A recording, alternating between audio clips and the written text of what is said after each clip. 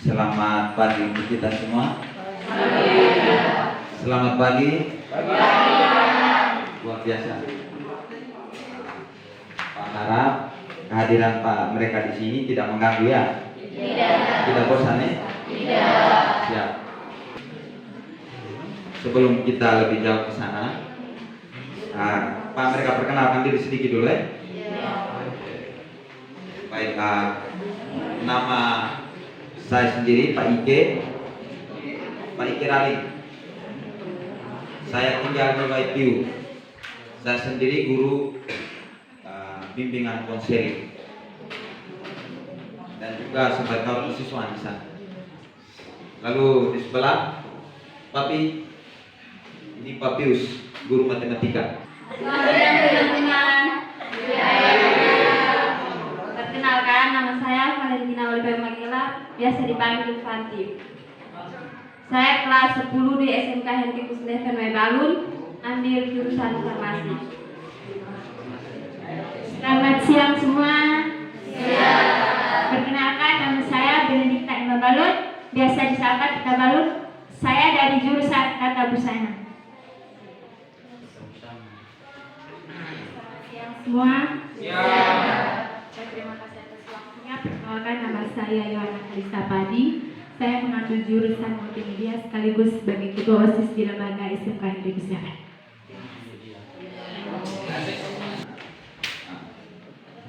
Lalu di sana jurusan yang pertama itu keahlian farmasi. Jadi seperti brosur mungkin ada yang lain belum dapat. Di situ setelah adik-adik mereka tamat di sana sampai di kelas 3 tamat, adik mereka akan mendapat sertifikat dari PAVI, Persatuan Keahlian Farmasi Indonesia, sehingga kelulusan dari SMK Hendrikus Leven jurusan farmasi bisa menjadi asisten apoteker, bisa langsung bekerja tanpa kuliah lagi, bisa menjadi asisten apoteker baik di rumah sakit, puskesmas, klinik, dan bahkan industri obat-obatan. Lalu yang berikutnya di Pusana Butik, dia ini yang di tengah ini, sebentar dia akan menunjukkan hasil karyanya. Belum sampai setahun dia sudah bisa mendesain pakaiannya sampai 1 tahun, walaupun baru-baru dalam proses KBM dalam suasana COVID, tetapi bagaimana pembelajaran desain demikian rupa sehingga mereka datang terus sehingga mereka belum sampai 1 tahun bisa mendesain pakaiannya sendiri. Jadi sebentar akan ditunjukkan oleh adik ini. Cicil sedikit, nanti sampai kelas 3 Anda tamat juga Anda akan dapatkan mesin jahit listrik. Mesin jahit listrik. Hingga saat sampai tamat kelas 3, bagaimana desain grafisnya, buat spanduk, baliho. Jadi bagaimana untuk selesai selama Anda berada di bangku SMK itu, skill-skill adik-adik mereka bisa terlatih memang, sehingga saat bisa tamat adik-adik mereka bisa mempunyai keahlian, punya kompetensi lebih, sehingga bisa langsung terjun di dunia pekerjaan.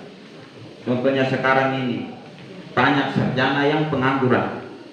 Lalu kadang-kadang kita pergi sekolah ikut rame, teman A mau sekolah sini kita pergi ikut, pergi sekolah A pergi ikut, yang mau pergi kuliah kita ikut. Akhirnya pulang datang akhirnya banyak yang pengangguran. Sarjana semua orang sekarang kuliah rame-rame. Sehingga bagaimana sekolah kami ini mencari jurusan-jurusan yang langka, yang betul-betul dibutuhkan setelah adik-adik mereka tamat dari SMK ini, sehingga Pak yakin jurusan farmasi ini juga sangat dibutuhkan.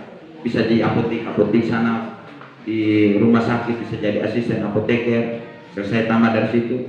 Lalu di Pusana juga sama, Anda keluar jahit celana robek sedikit saat itu sudah 5.000. Jadi mereka yang di Pusana ini, jadi Pak mereka punya pakaian pres ke sana, semua datang, jadi mereka datang praktik lalu bisa menghasilkan uang juga di sekolah. sehingga luar biasa, sehingga selesai dari situ Anda bisa punya skill dan keahlian yang lebih. Baik Pak Hilal, saya tambah ke sini. Baik, saya buka masker, izin. Ini guru yang tadi dibilang bujang ya. Sesungguhnya bujang, tidak bohong. Saya perkenalkan ulang, nama saya Kalung Panjang Hilarius Yudus Platin. Saya alumni yang barusan sosialisasi pertama tadi, SMA Karius. Itu yang pertama. Yang ini kan pada tahun 2020 kemarin, ya. Kemudian kita disahkan oleh kementerian, lalu mulai mendapatkan izin operasional kami. Kemudian kami mulai berproses dan ini mereka adalah angkatan pertama. Kebetulan kakak kalian 3 orang ini kami bawa dari masing-masing jurusan. Ada multimedia, ada tata busana atau menjahit itu, ya. Yang ketiga farmasi atau setelah dari sekolah farmasi kita bisa jaga apotek, ya. Kemudian menjadi dasar kita untuk bisa pembuatan obat-obat herbal.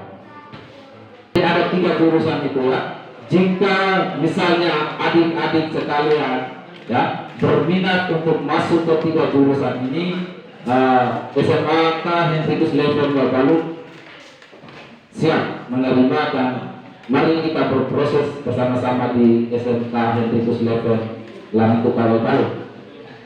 Nah, saya satu persatu menjelaskan secara detail, ya. Saya guru biologi sekaligus mengajar di SMK Henrikus Level Balut dan di jurusan farmasi, biologi kesehatan, di ilmu farmasi. Kemudian juga mengajar di multimedia, ya, karena pengalaman dan kalian juga ke sana. Saya mengajar multimedia tentang sistem komputer. Jadi di multimedia, yang pertama multimedia itu kita belajar tentang desain, ya, pembuatan video, ya, kemudian pengetikan. Jadi jika misalnya kita selesai di situ, ini salah satu sampel, ya, salah satu sampel atau contoh dari hasil mereka berproses selama belum 1 tahun ini, ya. Mereka kelas 10 sekarang dan ini ya hasilnya dibuat polanya sendiri, desainnya dibuat sendiri, kemudian digunting sendiri, dijahit sendiri, ya. Ini salah satu jenis yang dibawa. Masih ada 2-3 hasil karya adik kita, kakak kalian, ya, yang ini bentuknya seperti ini. Jadi ini masih kelas 10, bentuk desainnya sudah seperti itu. Jadi misalnya adik-adik mau tertarik ke tata busana, ya, dipersilakan. Pintu SMK Henrikus Level terbuka seluas-luasnya, ya. Terima kasih untuk adik. Yang ketiga, jadi di tata busana itu kita melatih untuk mengikut KBM kadang bolos, maka hasilnya juga seperti itu, ya. Seperti beberapa kita yang petani, ya, pergi ke perusahaan kan tidak juga, ya kan, sama seperti yang kita sekolah.